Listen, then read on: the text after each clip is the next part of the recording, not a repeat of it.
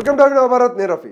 తెలంగాణలో సొసైటీ ఎన్నికలు ఏవైతే ఉంటాయో అవైతే రద్దు చేయాలని అయితే తెలంగాణ ప్రభుత్వం భావిస్తున్నట్లయితే తెలుస్తుంది. అయితే దీనికి సంబంధించి చూసుకుంటే సొసైటీ ఎలక్షన్స్ ఏవైతే ఉన్నాయో, ఏవైతే సహకార సంఘాలకు సంబంధించిన ఎన్నికలు ఉన్నాయో ఇవైతే ఈక్వల్ టు సర్పంచ్ ఎన్నికలు ఎలా అయితే జరుగుతాయో సేమ్ అదే విధంగా అయితే అంతకంటే ఎక్కువ కూడా జరిగే అవకాశం అయితే ఉంటుంది. ఎందుకు అంటే అక్కడ మొత్తం కూడా రైతులు అక్కడ పార్టిసిపేట్ చేస్తారు కాబట్టి ఎలక్షన్స్లో అక్కడ ఓట్లు కూడా రైతులకే ఉంటాయి కాబట్టి అక్కడ రైతులు పార్టిసిపేట్ చేసే ఎలక్షన్స్ కాబట్టి ఇవి ముఖ్యమైనవిగా చెప్పుకోవచ్చు. ఎందుకంటే ఇక్కడ సొసైటీ ఎన్నికలు ఏవైతే ఉన్నాయో వీటిని చాలా ప్రెస్టేజ్గా తీసుకుంటారు.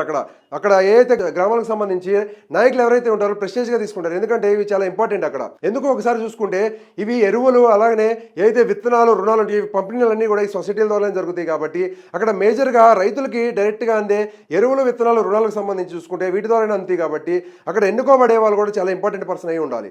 అక్కడ మంచి వాళ్ళు అయి ఉండాలి. లేదు అంటే అక్కడ చాలా అవకతవకలు జరిగే అవకాశం ఉంది. ఎందుకంటే ఎక్కువ ఫ్రాడ్ కూడా ఈ సొసైటీలో జరుగుతుంది.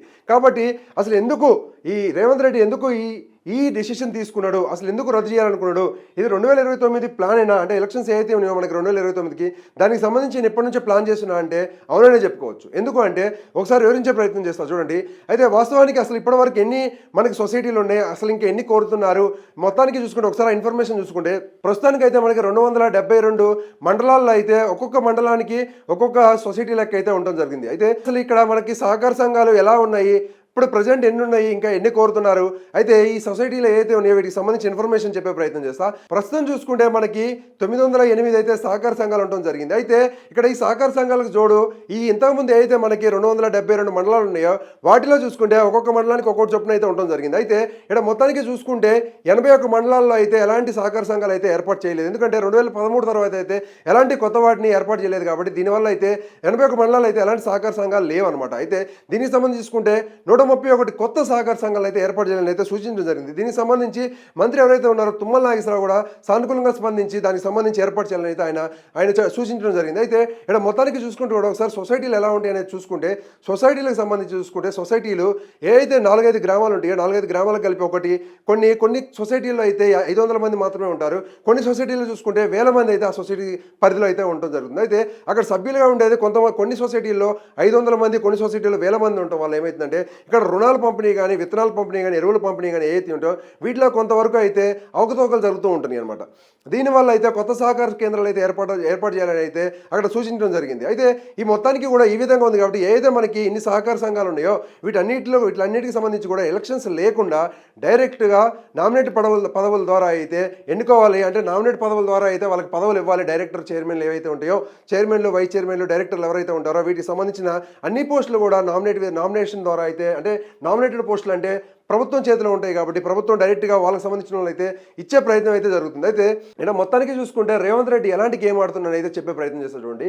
ఇక్కడ 2029 ఎలక్షన్స్ టార్గెట్గా చేసుకొని ఎలాంటి ప్లాన్ చేస్తుందంటే ఆయన ఇప్పుడు సహకార సంఘాలకు సంబంధించి చూసుకుంటే ప్రజెంట్ ఉన్న సహకార సంఘాల్లో అయితే 1000 మంది అంటే దాదాపుగా చూసుకుంటే ఇప్పుడున్న వాటికి 3000 మందికి పైగా కూడా నామినేటెడ్ పోస్టులు అయితే దక్కే అవకాశం ఉంది. ఎవరైతే సెకండ్ గ్రేడ్ ఉంటారో సెకండ్ గ్రేడ్కి సంబంధించి అంటే ద్వితీయ స్థాయి నాయకులు ఎవరైతే ఉంటారో వాళ్ళందరూ కూడా మొన్న ఎవరైతే సర్పంచులకి నామినేషన్ వేసి ఓడిపోయిన వాళ్ళు అలాగే సర్పంచ్ ఏదైతే పోస్టులు ఉన్నాయో దక్కని వాళ్ళు ఎవరైతే ఉంటారో వాళ్ళందరికీ కూడా ఈ నామినేటెడ్ పదవులు అయితే కట్టబెట్టాలనే ప్రయత్నం అయితే చేస్తుంది గవర్నమెంట్. అయితే వాస్తవానికి వీళ్ళు చెప్పేది ఏంటంటే ఏదో ఎలక్షన్స్ ఖర్చు తగ్గుతాయి అంటుంది కానీ ఎలక్షన్స్ ఖర్చు తగ్గడం అనేది అయితే ఇక్కడ పాయింట్ కాదు. ఎందుకంటే మనది ప్రజాస్వామ్య హక్కులను హరించి వేసే విధంగా ఎలక్షన్స్ లేకుండా మనకైతే నామినేటెడ్ పోస్టులు అయితే ఇవ్వాలని అయితే భావిస్తుంది గవర్నమెంట్. అయితే దీనివల్ల నష్టాలు ఏంటంటే అక్కడ గ్రామ స్థాయి ఒక ఉదాహరణ తీసుకుంటే ఒక గ్రామంలో ఆ గ్రామానికి సంబంధించిన ప్రజలందరూ కూడా ఎవరైతే మంచి నాయకుడు అని భావిస్తారో వాళ్ళని ఎన్నుకుంటారు. అది ప్రజాస్వామ్యంలో మనకున్న హక్కు. అయితే ఇక్కడ ఏం జరుగుతుంది, నామినేటెడ్ పదవుల ద్వారా వాళ్ళకి డైరెక్ట్గా వాళ్ళకి పోస్ట్ చేయడం వల్ల అంటే ఆ సొసైటీకి సంబంధించిన చైర్మన్ పదవి వైస్ చైర్మన్ పదవులు వాళ్ళ పార్టీలకి అంటే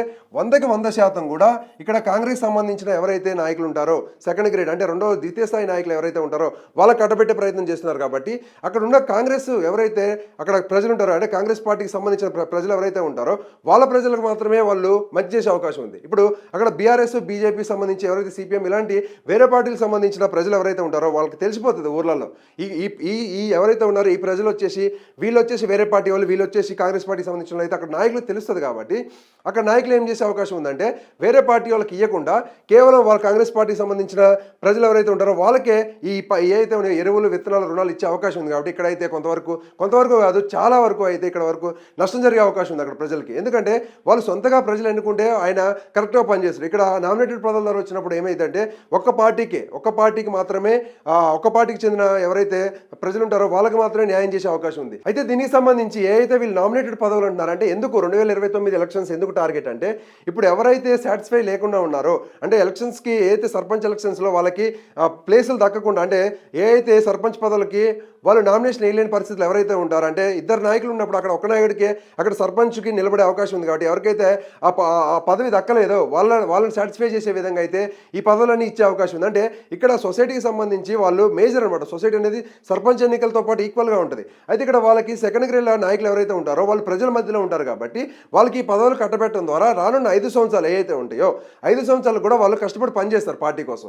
అయితే ఆ విధంగా ప్లాన్ చేయడం వల్ల 2029 ఎలక్షన్స్ అప్పుడు అక్కడ ఉన్న వాళ్ళు అంటే అక్కడ ప్రెసిడెంట్ వీళ్ళే మేజర్గా చూసుకుంటే కూడా చాలా వరకు అయితే కాంగ్రెస్ పార్టీ అయితే విజయం పొందడం జరిగింది సర్పంచ్ ఎలక్షన్స్లో. అయితే అక్కడ సొసైటీకి సంబంధించి మళ్ళీ ఎలక్షన్స్ పెడితే ఒకవేళ ఇన్ కేసు కానీ వేరే పార్టీలు అధికారంలోకి వస్తే ఎంతైనా కానీ ఒక 50% అయితే రావచ్చు. ఒక 50% కాంగ్రెస్ వచ్చినా ఒక 50% వేరే పార్టీలు వచ్చినా అక్కడ గ్రామ స్థాయిలో ఓటింగ్ అనేది చాలా ముఖ్యం. కాబట్టి ముఖ్యమంత్రి ఎన్నికలకి దానికి సంబంధించి చూసుకుంటే అక్కడ గ్రామ స్థాయిలో ఉన్న ఓటర్లు ఎక్కువ కాబట్టి వాళ్ళని సాటిస్ఫై చేయాలి, వాళ్ళని గ్రిప్లో పెట్టుకోవాలి అనే ఉద్దేశంతో అయితే రేవంత్ రెడ్డి ప్లాన్ చేసినట్టు తెలుస్తుంది. ఎందుకంటే ఇక్కడ 3,000 మంది అంటే 3,000 మందికి పైగా నామినేట్ పోస్టులు అంటే చాలా ప్రతి ఊర్లో కూడా ఒక నామినేటెడ్ పోస్ట్ వచ్చే అవకాశం ఉంది. కాబట్టి ఈ విధంగా చూసుకుంటే కాంగ్రెస్ పార్టీ పరంగా అయితే వాళ్ళకి లాభం ఉంది. కానీ ప్రజాస్వామ్య పరంగా అయితే ఇది చట్ట విరుద్ధం అనమాట. ఎందుకంటే ఇట్లా పెట్టడం వల్ల అక్కడ ప్రజల్ని వన్ సైడ్ తీసుకొచ్చే అవకాశం ఉంది. అంటే ప్రజల్ని ఇబ్బంది పెట్టే అవకాశం ఉంది, వాళ్ళ పార్టీ వాళ్ళకి సపోర్ట్ చేసే అవకాశం ఉంది. కాబట్టి ఈ విధమైన ఏవైతే ఉన్నాయో వీటికి సంబంధించి ఖచ్చితంగా అసెంబ్లీలో చర్చ జరగాలి.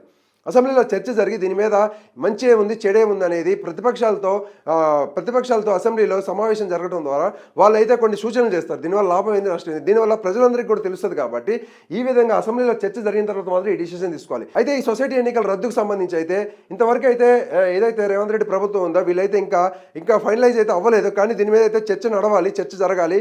వీళ్ళైతే ఖచ్చితంగా అయితే సొసైటీ ఎన్నికలు రద్దు చేయాలని అయితే వీళ్ళు భావిస్తున్నారు. కాబట్టి దీని మీద చర్చ జరిగిన తర్వాత ఒక కొలిక్కి వచ్చే అవకాశం ఉంది దీని మీద డెసిషన్. ఎందుకంటే ప్రతిపక్షాలు కూడా వాళ్ళ వాదన వినిపిస్తారు. కాబట్టి వాళ్ళ వాదన విన్న తర్వాత అసెంబ్లీలో చర్చ జరిగిన తర్వాత అయితే ఒక కొలిక్కి వస్తుంది. అయితే ఇక్కడ సొసైటీకి సంబంధించిన ఎలక్షన్లో అందరూ కూడా నిపుణులు కూడా చాలా మంది కూడా అందరూ కూడా మేజర్గా చూసుకుంటే ఎన్నికలు జరగాలనే కోరుకుంటారు. కాబట్టి అసెంబ్లీ సమావేశాలు ఏవైతే ఉన్నాయో వాటిలో చర్చ జరిగిన తర్వాత దీని మీద ఏ నిర్ణయం తీసుకుంటుంది, ఏ డిసిషన్ తీసుకుంటుంది ప్రభుత్వం అయితే వేచి చూద్దాం.